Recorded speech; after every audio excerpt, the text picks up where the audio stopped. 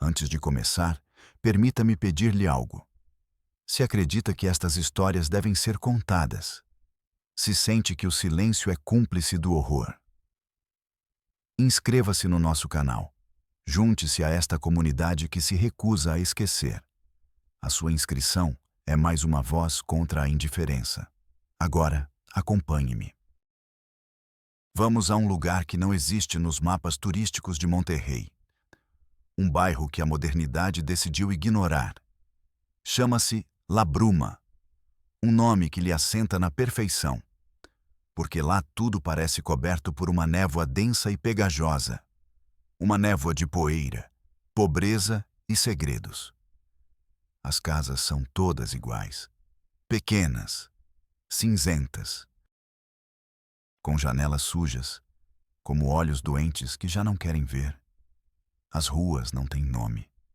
Não é necessário. Todos os caminhos levam ao mesmo silêncio. Um silêncio pesado, anormal. Aqui não se ouvem risos de crianças. Não há música a escapar pelas portas. Não há vizinhos a conversar nas calçadas. Apenas o vento que arrasta o lixo e os sussurros. Em La Bruma vive uma única família, os Garza. Todos têm o apelido Garza. Sim, todos. O carteiro que ia uma vez por mês brincava com isso. Dizia que em La Bruma não se entregava ao correio. Distribuía-se a herança. Depois deixou de ir. Ninguém sentiu a sua falta. As pessoas de La Bruma não escreviam cartas. Não esperavam notícias do mundo exterior.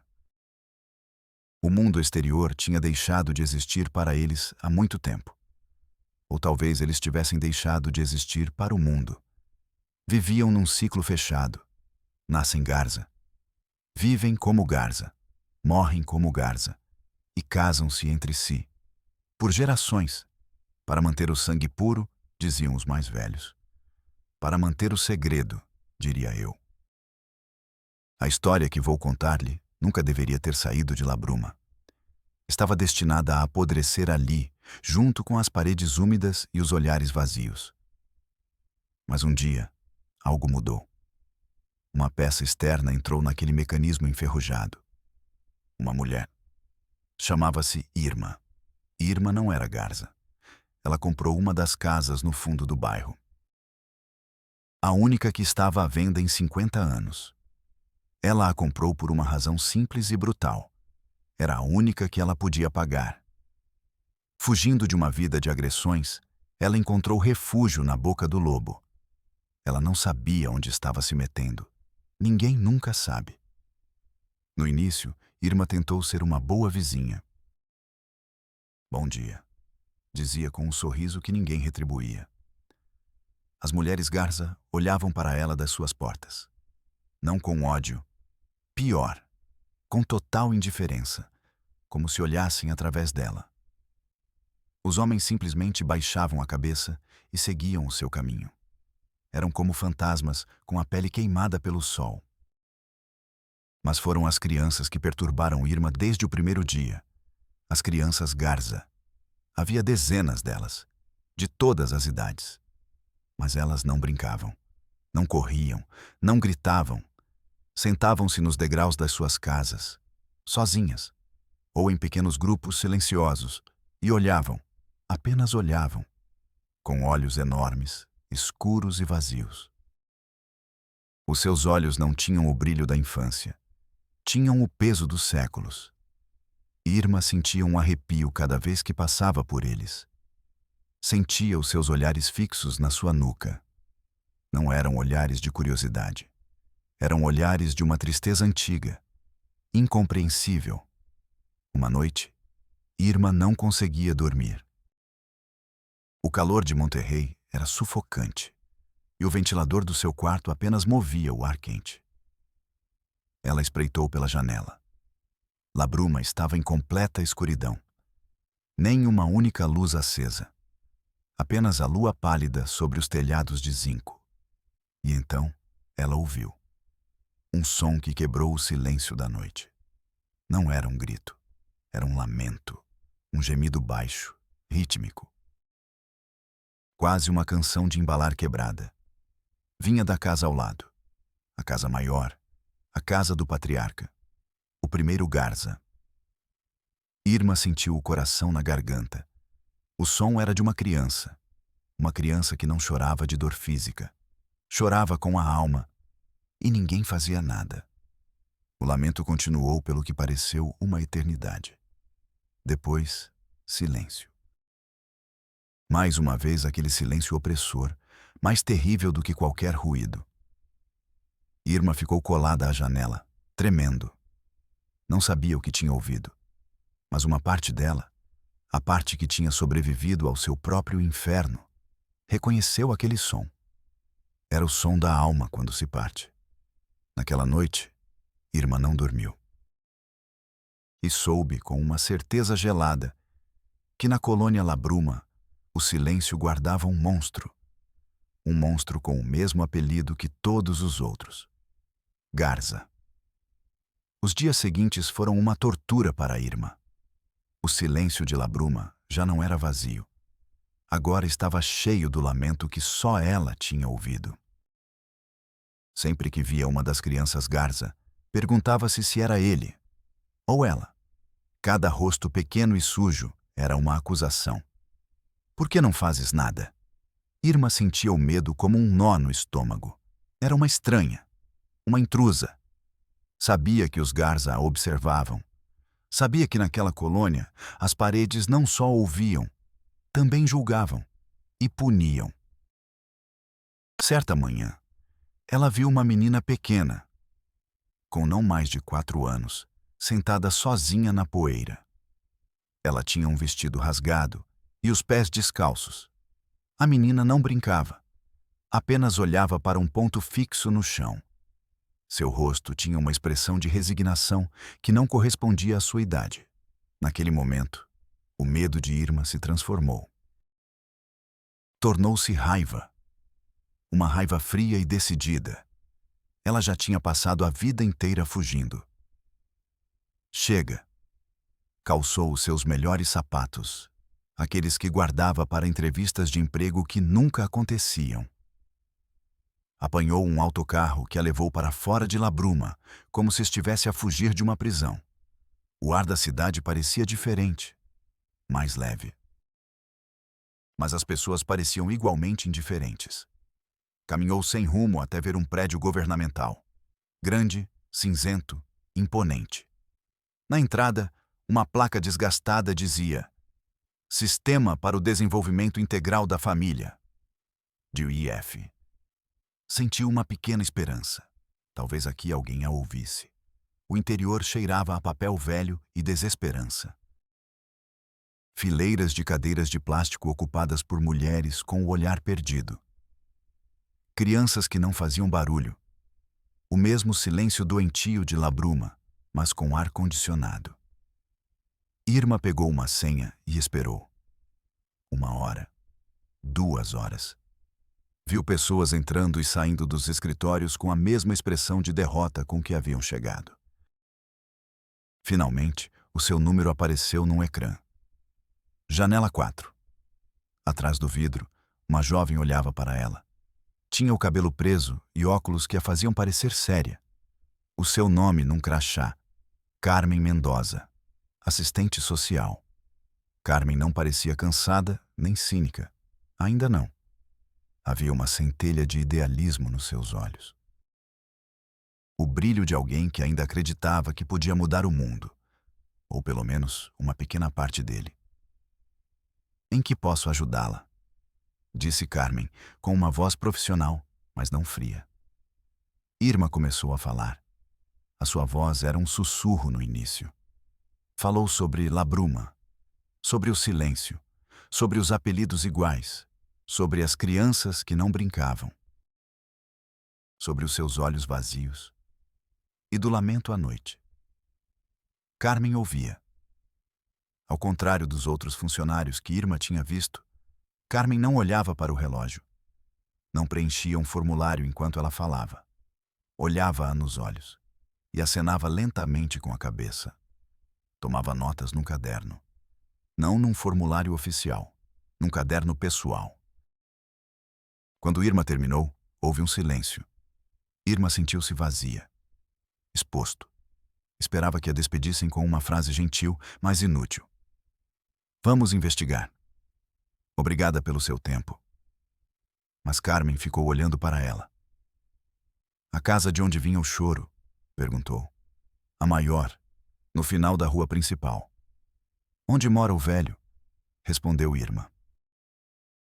Carmen escreveu mais alguma coisa. Dê-me a sua morada e o seu número de telefone. Não lhe ligarei, a menos que seja uma emergência. Não quero colocá-la em risco. Aquela frase. Aquela simples frase devolveu a Irma um pouco de fé na humanidade. Não quero colocá-la em risco. Alguém, pela primeira vez em muito tempo, preocupava-se com ela. Irma saiu do escritório sentindo-se mais leve. Ela não sabia se algo mudaria, mas já não estava sozinha. O monstro de Labruma agora tinha mais alguém a observá-lo. Carmen Mendoza fechou o seu caderno. Sentiu um arrepio, apesar do calor do escritório. A história de Irma parecia o início de um filme de terror. Sobrenomes iguais, endogamia, isolamento. Ela sabia o que isso significava. Na universidade, ela tinha estudado casos assim. Comunidades fechadas onde os segredos são herdados junto com os genes e onde os resultados são sempre catastróficos. Ela levou o caso ao seu supervisor. Um homem de 50 anos com uma barriga proeminente e uma mancha de café na gravata. O supervisor leu as anotações de Carmen por cima. Soltou um suspiro cansado. Mendoza, outra vez com as suas cruzadas. Olhou pela janela. Olhe, essas pessoas das margens são estranhas. Sempre foram. Provavelmente a senhora que veio é louca ou quer causar problemas. Carmen insistiu. Mas as crianças, senhor, o choro. A endogamia é um fator de risco altíssimo para o abuso. O supervisor recostou-se na cadeira. A cadeira rangeu. Temos uma denúncia formal? Nomes? Provas? Não. Temos a história de uma vizinha assustada. Não temos recursos para isso, Carmen. Concentre-se nos casos que têm processo. Carmen sentiu uma onda de frustração. O sistema não foi concebido para prevenir, apenas para reagir. E muitas vezes, tarde demais. Senhora Mendoza, agora isto é um caso de pessoas desaparecidas. Isso é da competência de outro departamento. Preencha o formulário 2B. A frase não era para ela. Era para outra mulher desesperada no corredor. Mas Carmen sentiu-a como se fosse sua. O sistema não buscava justiça. Procurava ordenar o horror em pastas, classificá-lo, arquivá-lo até que fosse esquecido. Mas Carmen não conseguia esquecer. A imagem das crianças com olhos vazios, descrita por Irma, tinha se gravado na sua mente. No dia seguinte, durante a hora do almoço, fez algo que não devia. Pegou no seu próprio carro um Tissuro velho que mal funcionava e dirigiu-se para os arredores de Monterrey. Digitou o endereço de Labruma no GPS do seu telemóvel.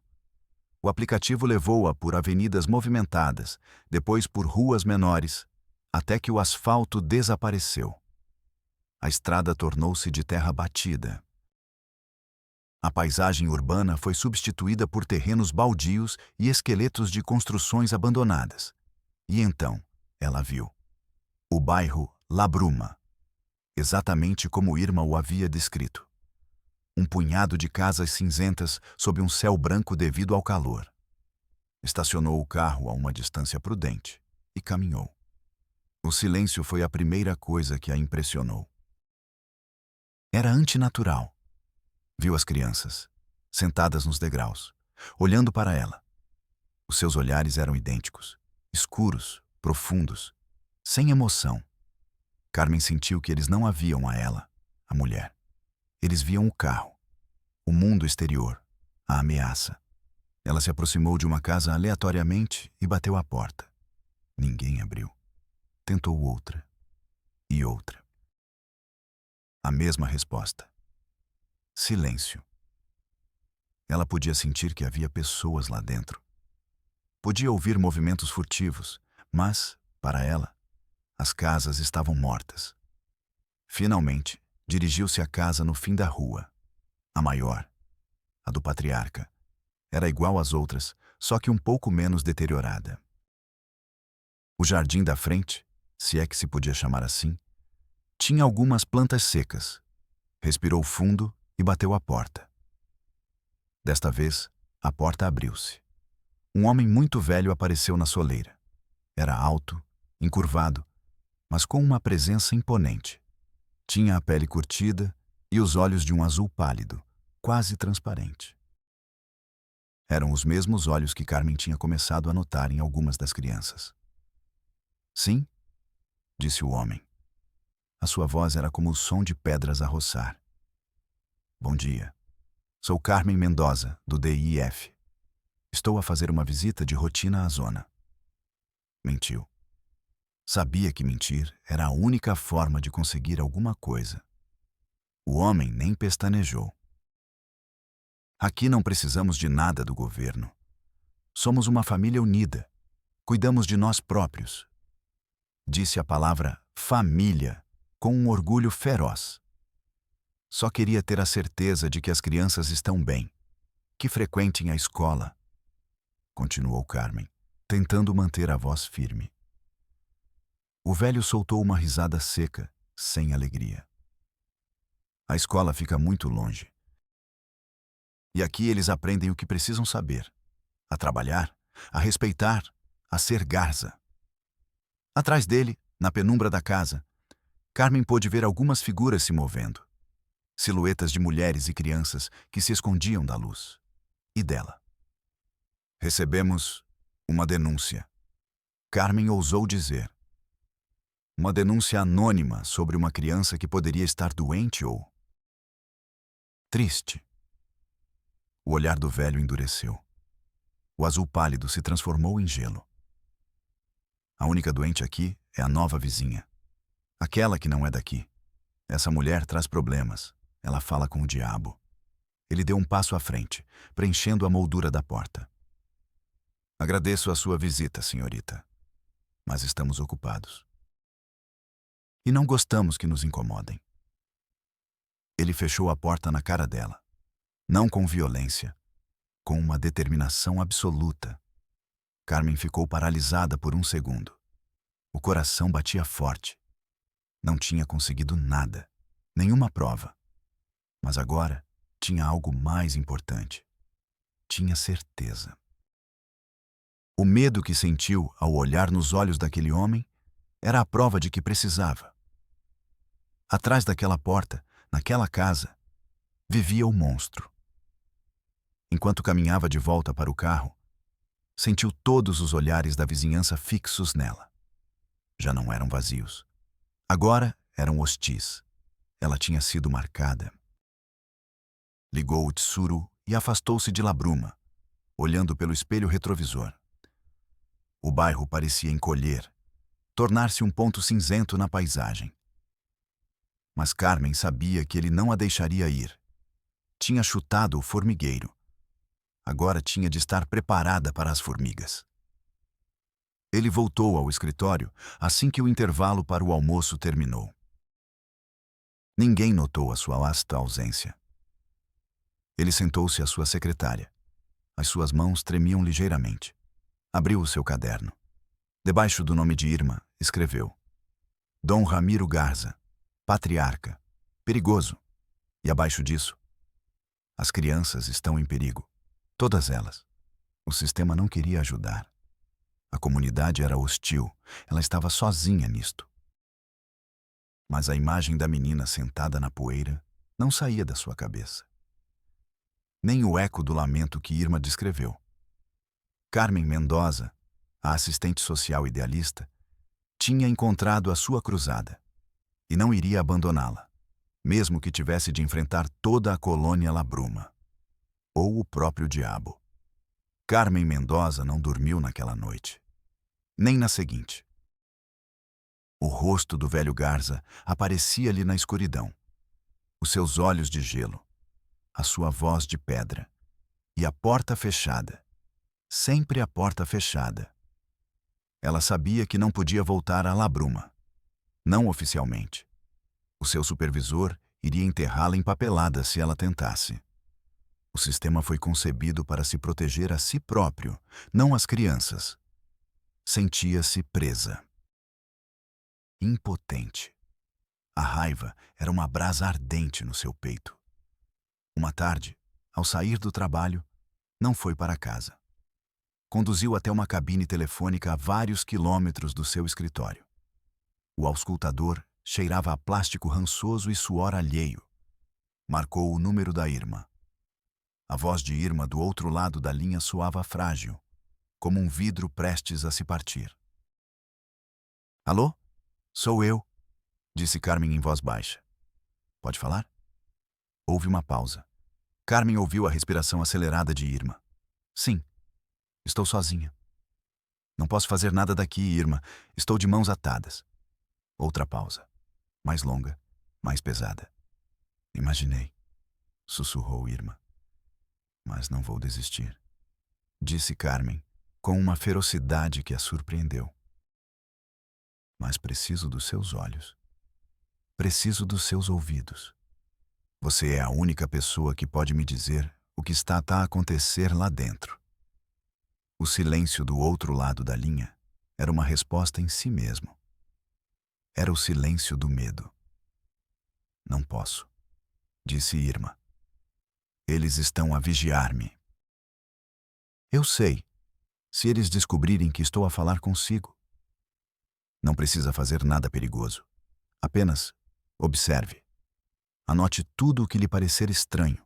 Horários, pessoas, qualquer coisa. Um dia, uma dessas pequenas coisas será a chave que abrirá a porta. Carmen desligou. Ficou um momento com a mão sobre o telefone. Sentia o frio do metal. Sabia que estava a pedir a Irma que se tornasse uma espiã no seu próprio inferno. Era injusto. Era cruel. Mas era a única opção. Para Irma, os dias tornaram-se uma lenta agonia. Cada barulho fora de casa fazia-a sobressaltar. Cada olhar de um garça na rua era uma ameaça. Ela vivia com as cortinas fechadas, mas observava. Através de uma pequena fenda na tela, ela via a vida silenciosa de La Bruma passar. Via as mulheres, sempre vestidas de escuro, caminhando em direção à loja do bairro, a única conexão com o mundo exterior. Via os homens saindo em caminhonetes velhas pela manhã e voltando cobertos de poeira à tarde. E via as crianças, sempre as crianças, sentadas. À espera. Não sabia o que esperavam. Talvez nada. Numa tarde de sábado, o calor era um manto de chumbo sobre a colônia. O ar vibrava. Irma estava na sua cozinha, tentando encontrar um pouco de frescor no chão de azulejos. De repente, um barulho. Um golpe seco seguido de um grito agudo e curto. Depois, silêncio. O coração de Irma parou. Ela correu para a janela. A cerca de 20 metros, uma criança estava deitada no chão. Tinha caído de um muro baixo, com menos de 1 metro de altura. Mas tinha caído mal. O braço estava dobrado num ângulo impossível. A criança não chorava. Apenas olhava para o braço com uma expressão de surpresa. Algumas mulheres saíram das casas próximas. Olharam para o menino. Olharam à sua volta. Ninguém se mexeu. Esperavam. A mãe do menino saiu de uma das casas. Era ela própria uma menina. Talvez com 16 anos. Olhou para o seu filho no chão. O seu rosto não mostrava pânico, nem angústia. Apenas a mesma resignação vazia de sempre. Ficou ali, paralisada. Foi então que Irma se quebrou. A prudência, o medo, as advertências de Carmen. Tudo desapareceu. Ela abriu a porta de um golpe e correu para o menino. Sentiu os olhares de todas as mulheres garça como facas nas suas costas. Ajoelhou-se ao lado do menino. Fica calmo, meu filho. Fica calmo, disse ela, embora o menino não parecesse precisar de calma. O osso partido era visível sob a pele, uma fratura exposta. Irma sentiu náuseas. Olhou para a mãe. Temos de levá-lo ao hospital. Agora. A jovem mãe apenas abanou a cabeça, lentamente. Não podemos, sussurrou. Irma não compreendia. Por quê? Vai infectar-se. Ele pode perder o braço. A jovem olhou para a grande casa no final da rua. A casa de Dom Ramiro. O medo nos seus olhos era absoluto. O avô não nos deixa. Naquele momento, Irma compreendeu que o hospital era outro mundo. Um mundo proibido. Então vamos tratá-lo aqui, disse Irma, com uma determinação que não sabia que tinha. Ajuda-me a levá-lo para tua casa. A jovem hesitou. Olhou para as outras mulheres, que continuavam a observar, imóveis. Era um júri silencioso. Finalmente acenou com a cabeça. Entre as duas, levantaram a criança, que soltou um pequeno gemido, e levaram-na para casa. Ao cruzar a soleira, Irma sentiu como se estivesse a entrar noutra dimensão. O ar era pesado, cheirava a umidade, a comida guardada e a algo mais. Algo doce e rançoso. Era o cheiro da doença não tratada. Sentiu um arrepio percorrer as suas costas. O frio das sepulturas num dia de verão. Deitaram a criança, Mateo, num sofá gasto. Irma procurou algo para imobilizar o braço. Uns pedaços de cartão. Algumas tiras de tecido de um lençol velho. Enquanto trabalhava, observava a jovem mãe. Chamava-se Sofia. Tinha os mesmos olhos azuis e vazios de Dom Ramiro. E no seu rosto, a total ausência de futuro.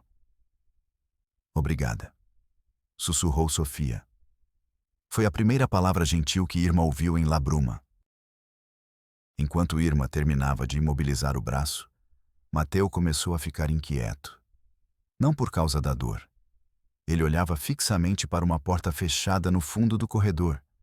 Uma porta com um pesado ferrolho do lado de fora. Ângel, sussurrou a criança. Sofia ficou imediatamente tensa. Cala-te, Mateo.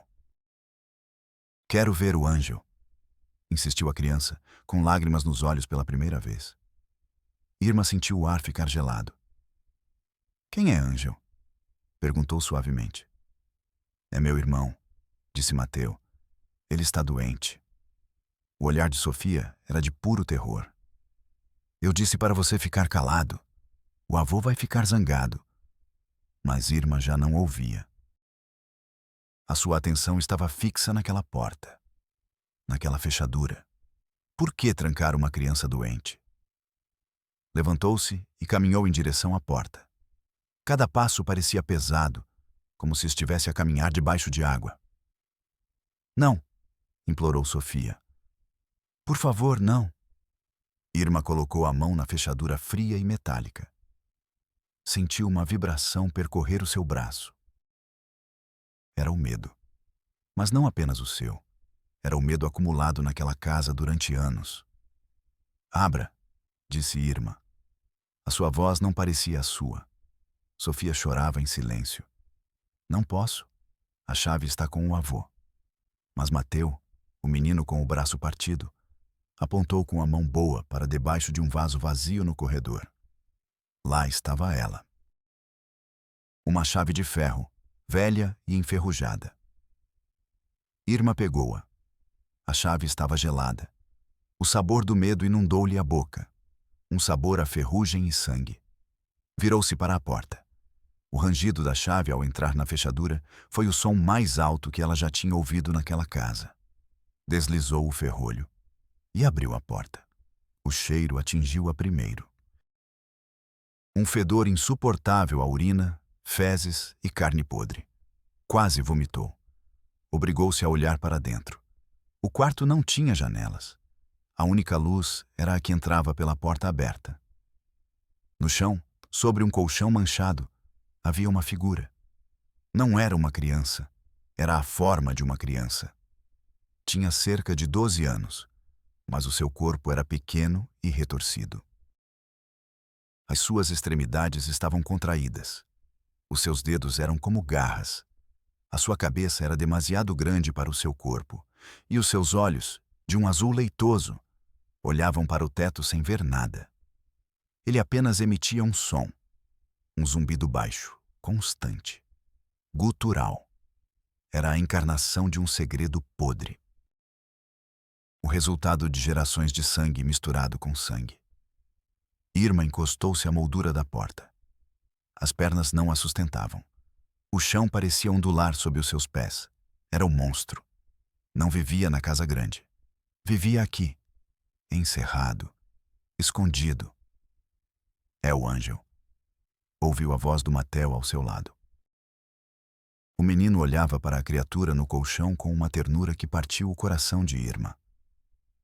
Então, Sofia sussurrou a frase que acabaria por destruir o mundo de Irma.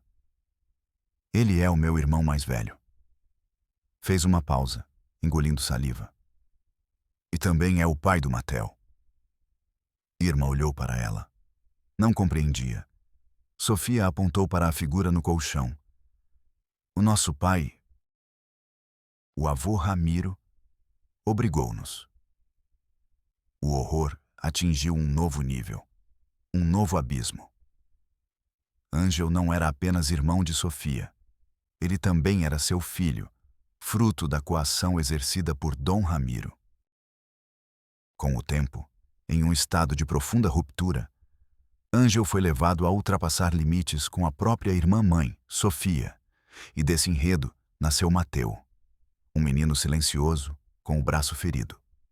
Filho e neto de Sofia, filho e sobrinho de Ângel, filho e sobrinho de Ângel, filho e sobrinho de Ângel, filho e sobrinho de Ângel, neto e bisneto de Dom Ramiro. Uma árvore genealógica que era uma espiral rumo à loucura. Irma não aguentou mais. Saiu do quarto. Saiu de casa. Correu sem olhar para trás. Os rostos das mulheres Garza eram manchas borradas. Não parou até estar dentro da sua própria casa, com a porta trancada com 3 fechaduras. Deixou-se cair no chão da cozinha. Tremendo. Olhou para suas mãos. As mãos que tinham tocado na chave, que tinham aberto a porta. Foi até a pia e começou a lavá-las. Com sabão, com força, esfregando até a pele ficar vermelha e arder. Mas não conseguia tirar aquela sensação. Não conseguia tirar o cheiro e não conseguia apagar a imagem de Ângel. O segredo de La Bruma não era apenas o incesto. Eram os monstros que criava e o silêncio que os mantinha vivos. Irma passou a noite em claro, encolhida num canto da sala, com todas as luzes acesas. O horror que tinha visto não era uma imagem que pudesse ser apagada. Era uma presença. Tinha entrado na sua casa com ela. Sentava-se ao seu lado na escuridão. O rosto deformado de Ângel. A resignação nos olhos de Sofia. E a frase que ressoava na sua mente como um eco infinito.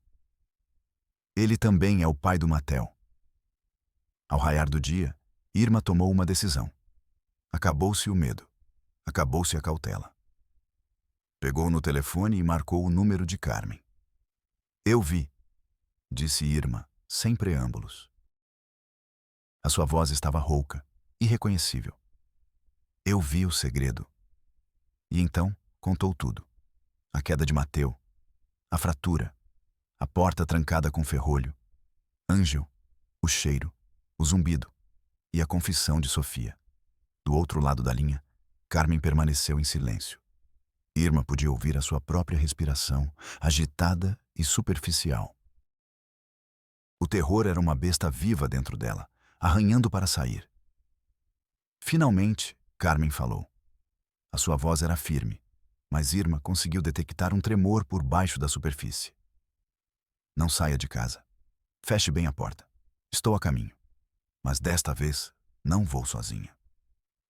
Para Carmen, a ligação de Irma era a peça que faltava. O horror tinha um nome. Tinha um rosto. Agora não era mais uma denúncia anônima. Era um crime em andamento. Ela não foi ao seu supervisor. Sabia que seria inútil. Ela ignorou toda a cadeia de comando. Foi diretamente a um escritório que todos no governo tentavam evitar. A Procuradoria Especializada em Feminicídios e Crimes contra as Mulheres. Lá encontrou um procurador que a ouviu. Um homem mais velho, com o rosto marcado por 1000 histórias como esta. Enquanto Carmen falava, o procurador não tomava notas. Apenas a olhava. Quando ela terminou, o homem levantou-se. Vamos preparar um mandado de busca. E chame a Polícia Estadual. Vamos precisar de apoio. O sistema, pela primeira vez, estava a ragir. Mas para entender a profundidade do abismo de La Bruma, precisamos recuar. Não anos, décadas. Precisamos voltar à origem, ao primeiro Garza, a Ramiro. Ramiro Garza não nasceu em La Bruma. La Bruma nasceu com ele. Ele chegou a essas terras em meados dos anos 50. Eram apenas um pedaço de deserto nos arredores de uma cidade que começava a crescer. Ele não tinha nada. Apenas uma esposa jovem e uma vontade de ferro. E um segredo que o obrigara a fugir de sua cidade natal em Zacatecas. Um segredo que envolvia sua própria irmã. Ramiro construiu a primeira casa com as próprias mãos. Tijolo a tijolo. Construiu-a para ser uma fortaleza, para manter o mundo lá fora e para manter a sua família lá dentro. Tiveram filhos, muitos filhos, e à medida que cresciam, Ramiro ensinava-lhes as suas regras. A primeira regra: a família é tudo. A segunda regra: ninguém de fora é confiável. A terceira regra: o sangue Garza não se mistura. Era a sua Bíblia. A sua lei. Os filhos cresceram isolados do mundo. Não foram à escola. Não tinham amigos além dos seus próprios irmãos e primos. O mundo exterior era um lugar de pecado e perigo. Foi assim que Ramiro lhes ensinou. E quando seus filhos e filhas chegaram à idade de casar, Ramiro arranjou os casamentos. Sobrinho com tia, primo com prima. A primeira geração de uniões consanguíneas não apresentou problemas graves. As crianças nasciam saudáveis, aparentemente. Mas o veneno já estava no sangue, à espera. Ramiro via isso como uma vitória. Tinha criado o seu próprio reino, a sua própria linhagem pura. Uma dinastia de Garzas no meio do nada. Tornou-se o patriarca, o rei. A sua palavra era lei. A sua vontade era o destino. A colônia cresceu. Os seus filhos construíram as suas próprias casas à volta da sua, replicando o modelo, criando as suas próprias pequenas fortalezas. Mas foi na terceira geração que as fissuras começaram a aparecer. As crianças começaram a nascer diferentes. Algumas com problemas de aprendizagem, outras com deformidades físicas subtis, e outras, como Ângel, com problemas devastadores. O veneno no sangue tinha despertado. A endogamia estava a cobrar o seu preço. Ramiro não viu isso como um erro genético. Ele viu isso como uma prova de Deus, ou como uma maldição do diabo. Em vez de parar, ele se agarrou ainda mais às suas crenças. O isolamento tornou-se mais extremo. As crianças que nasciam mal eram escondidas. Elas eram a vergonha da família. A prova do seu fracasso. Elas se tornaram os fantasmas de La Bruma, encerrados em quartos nos fundos, alimentados, limpos, mas nunca vistos. A comunidade desenvolveu um código de silêncio tão forte quanto as paredes das suas casas. Ninguém falava das crianças encerradas. Era como se elas não existissem. Fazer isso era desafiar Ramiro. E desafiar Ramiro era arriscar-se a ser expulso. Ser expulso de La Bruma era pior do que a morte. Era ser lançado naquele mundo exterior que lhes tinham ensinado a temer e a odiar. E então, o horror deu uma nova reviravolta. Ramiro, envelhecendo, tornou-se mais paranoico, mais cruel. Começou a desconfiar de todos, e o mesmo impulso que o tinha expulsado do seu lugar de origem voltou a surgir. Ele voltou a olhar para as próprias netas, nascidas de uma teia que ele mesmo impusera. Sofia era uma delas, uma menina silenciosa, com os olhos azuis do avô. Tomou-a sob seu domínio, quebrou-a por dentro, e dessa união proibida nasceu Ângel. O menino veio ao mundo com graves complicações, a encarnação física de todos os pecados da família. A encarnação física de todos os pecados da família. Para Ramiro, Ângel não era um neto, era um monstro, um castigo. Ele odiava-o, mas também viu nele uma ferramenta, uma forma de perpetuar o seu controlo e a sua depravação de uma maneira ainda mais retorcida. Quando Sofia cresceu e se tornou uma adolescente, Ramiro a trancou com seu próprio filho e irmão, Ângel. Ele disse que era seu dever, que era a forma de purgar o pecado da família. Sofia, quebrada e sem vontade, obedeceu. Que outra opção ela tinha? Toda a sua vida ela havia sido ensinada a obedecer, a não questionar, a sofrer em silêncio. Para Ramiro, isso era apenas mais uma perversão dentro do plano que ele havia elaborado. O ciclo parecia fechado. O avô que fazia isso com a sua neta, da qual nasceu o neto. E depois, esse menor foi usado pela sua mãe e irmã. Daí nasceu outra criança, ao mesmo tempo seu filho e neto-sobrinho. Era um labirinto de parentescos impossíveis. Dando à luz outra criança que é ao mesmo tempo seu filho e seu sobrinho-neto. Era um labirinto de parentescos impossíveis. Uma genealogia escrita pelo diabo. E tudo isso acontecia em silêncio, a poucos quilômetros de uma das cidades mais modernas do México.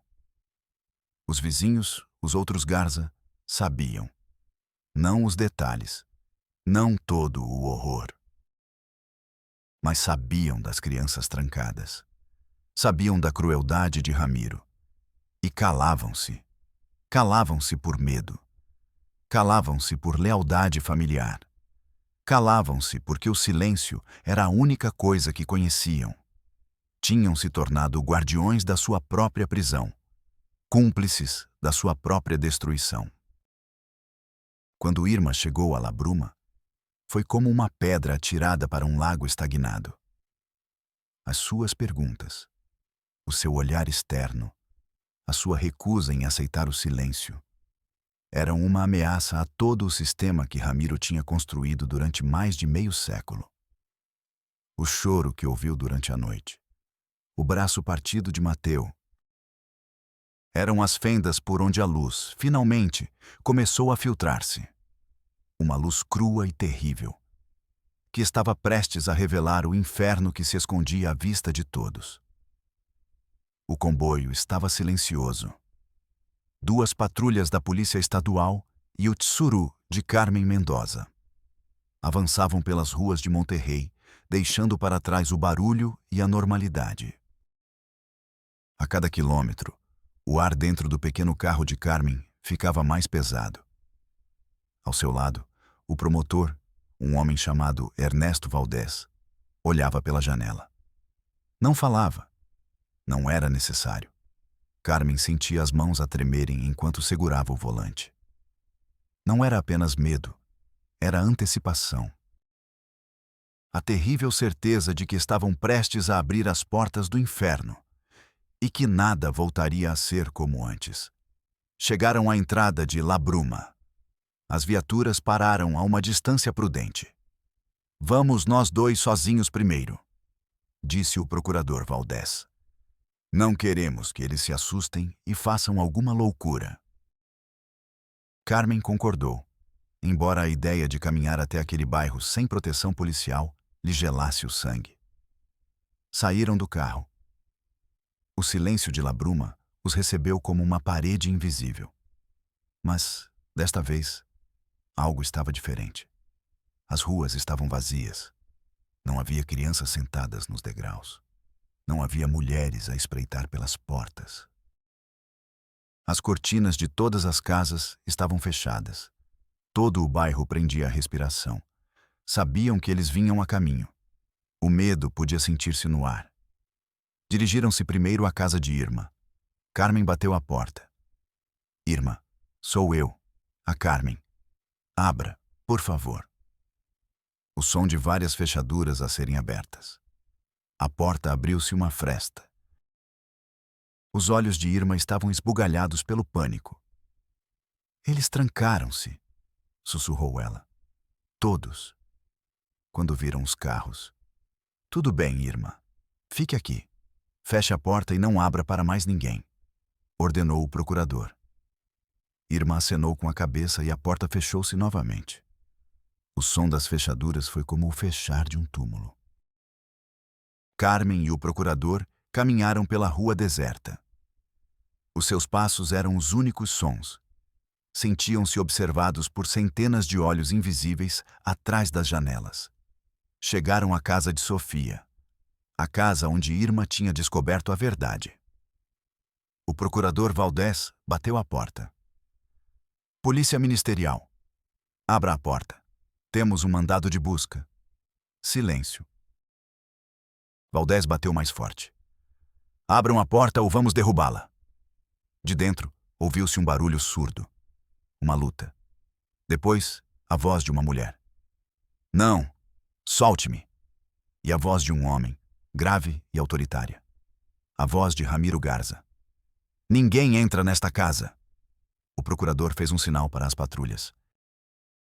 4 polícias uniformizados, com coletes à prova de balas, correram na direção deles. 2 deles carregavam um ariete. Última oportunidade! Gritou o procurador. A única resposta foi o som de um móvel sendo arrastado para bloquear a porta por dentro. Derrubem a porta, ordenou Valdés. O primeiro golpe do ariete ressoou por toda a colônia. Foi o som do mundo exterior finalmente quebrando o isolamento. Golpe após golpe. A madeira velha da porta rangia, lascava-se. Finalmente, com um estrondo, a porta cedeu. Os polícias entraram, Carmen e o procurador atrás deles. A cena na sala era caótica. Dom Ramiro Neopatriarca segurava Sofia pelo braço. Na outra mão, segurava uma velha faca de cozinha. Os seus olhos azuis eram pura loucura. Saiam da minha casa! Saiam da minha família! Mateu, o menino com o braço partido, chorava num canto. Os polícias levantaram as armas. Largue a faca, senhor! Agora! Gritou um deles. Carmen sentiu que o tempo parou. O ar estava irrespirável. O promotor Valdés deu um passo à frente. Ramiro, acabou. Solte a menina. Ramiro olhou para ele. Um sorriso torto apareceu em seu rosto. Nunca, sibilou. E naquele momento, aconteceu algo inesperado. Sofia, a rapariga que nunca tinha demonstrado qualquer emoção, moveu-se. Com uma força nascida do desespero, mordeu a mão de Ramiro. O velho gritou de dor e surpresa, largando a faca. Naquele instante, os polícias lançaram-se sobre ele. Derrubaram-no no chão. O rei de La Bruma, reduzido a um velho patético e furioso. Carmen correu para Sofia e Mateu, abraçando-os. Mateu chorava desconsoladamente. Sofia tremia, mas havia algo novo nos seus olhos. Uma pequena chama. O procurador dirigiu-se para o corredor. Para a porta do fundo. A porta com a fechadura. Abriu-a. Apesar de Irma o ter preparado, o cheiro fez-lhe recuar. Os polícias espreitaram. Os seus rostos endurecidos pela rua contraíram-se numa careta de horror. Carmen aproximou-se. Viu Ângel, a criança no colchão. O zumbido baixo e constante enchia o pequeno quarto. Meu Deus, sussurrou um dos polícias. Chamaram uma ambulância. Levaram Ângel numa maca, coberto com um lençol. Era a primeira vez que ele saía daquele quarto em anos. A primeira vez que sentia o sol na sua pele pálida. Enquanto o levavam, os vizinhos de Labruma começaram a sair das suas casas. Lentamente, com cautela.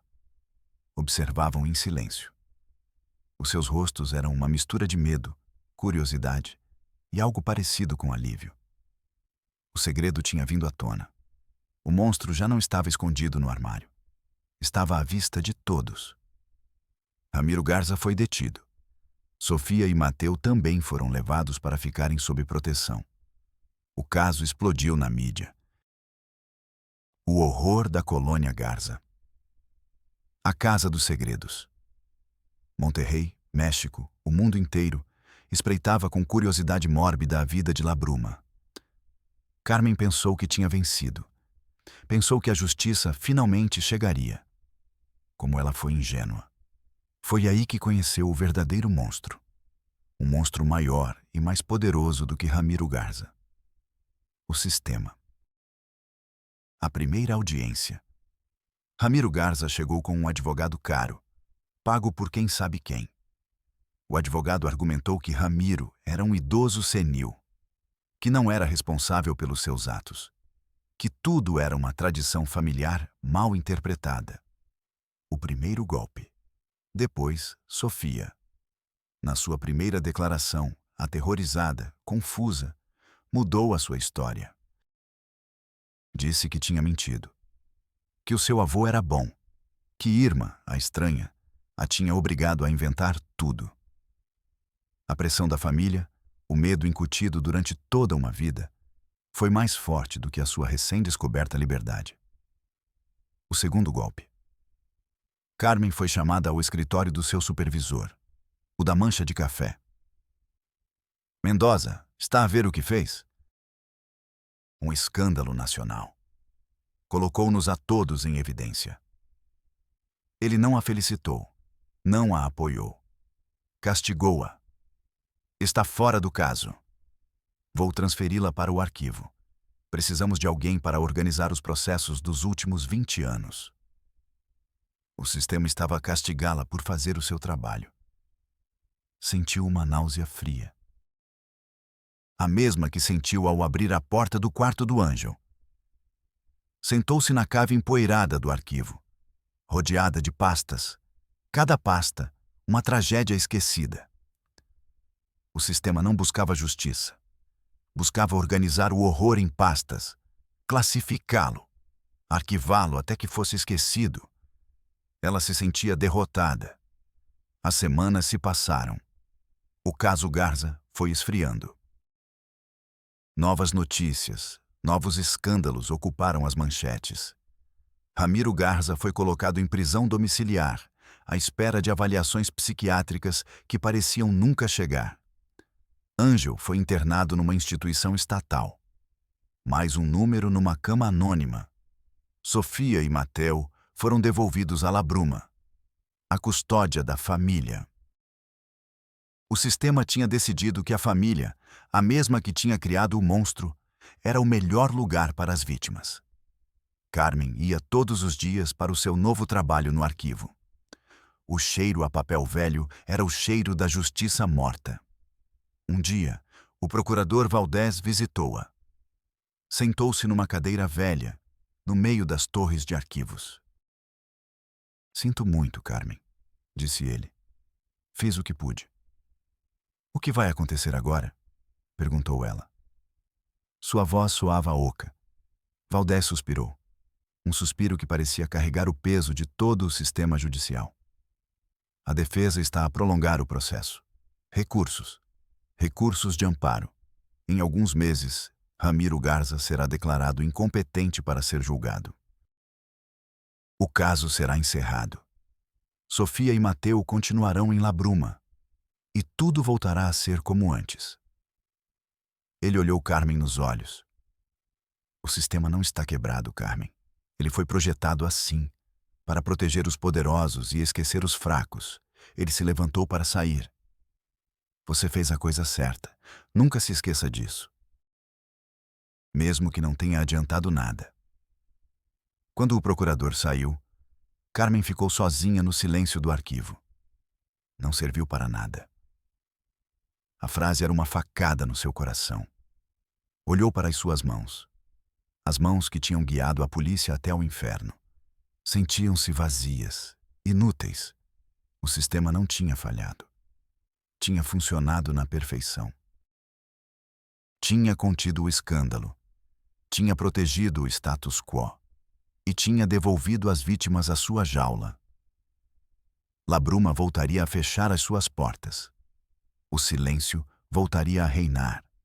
E em algum quarto escuro, o zumbido de um novo anjo esperaria para ser descoberto. Ou para morrer sem que ninguém soubesse o seu nome. Carmen apoiou a cabeça sobre uma pilha de arquivos. E pela primeira vez desde que tudo começou, chorou.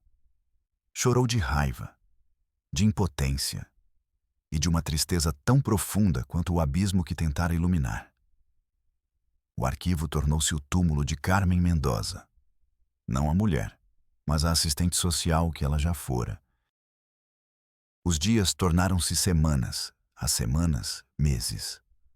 O pó dos arquivos esquecidos assentou sobre ela como uma segunda pele. O caso Garza desapareceu da sua vida, tal como tinha desaparecido dos jornais. Uma ordem de um superior, uma transferência, um novo caso urgente. O sistema era especialista em apagar os seus próprios fracassos. Carmen aprendeu a não pensar nisso. Aprendeu a concentrar-se na tarefa que tinha em mãos. Ordenar a dor alheia por ordem alfabética. Era uma forma de sobrevivência. Um dia, enquanto procurava um arquivo de 1998, os seus dedos tropeçaram numa pasta fina. O nome na etiqueta provocou-lhe um arrepio. Garza Ramiro. Não era o arquivo do caso Labruma. Era muito mais antigo. De 1954, de Zacatecas. Ele abriu-o com as mãos trêmulas. Dentro havia apenas algumas folhas amareladas. Um relatório policial. Breve. Conciso. Denúncia por atos indecentes contra um tal Ramiro Garza. A denunciante, a sua própria irmã mais nova. O caso foi encerrado 2 semanas depois. Falta de provas. Retirada da denúncia por parte da família. Estava lá, a origem de tudo. A primeira fissura. O primeiro silêncio. O primeiro fracasso do sistema. Há mais de 50 anos. Se alguém em 1954 tivesse feito o seu trabalho. Se alguém se tivesse importado com uma menina assustada numa aldeia de Zacatecas. Labruma nunca teria existido. Ângel teria sido apenas um nome. Carmen fechou a pasta. Não sentiu raiva, nem mesmo tristeza. Apenas um vazio imenso. A compreensão de que não lutava contra um homem, mas contra um ciclo de violência e silêncio que se alimentava a si mesmo. Naquela tarde, ela não voltou para casa. Dirigiu, sem rumo. O Tessuro levou-a, quase por vontade própria, para os arredores da cidade. Para Labruma. Estacionou a uma distância prudente. Mas, desta vez, não caminhou até o bairro. Subiu uma pequena colina que dominava o local. De lá, Labruma parecia um brinquedo partido. Um conjunto de caixas cinzentas atiradas aleatoriamente para o pó. O sol da tarde tingia tudo de uma cor laranja, quase bonita. Uma beleza falsa, enganadora. A vida na colônia parecia ter voltado ao normal, ou à sua versão do normal. Viu crianças a brincar na rua, mas não era uma brincadeira normal. Era uma brincadeira silenciosa, sem risos. Imitavam os adultos. Viu a Sofia. Ela caminhava em direção à loja. Movia-se como um autômato. O seu rosto, uma máscara vazia. A pequena chama que Carmen tinha visto nos seus olhos tinha se extinguido. O sistema tinha-a apagado.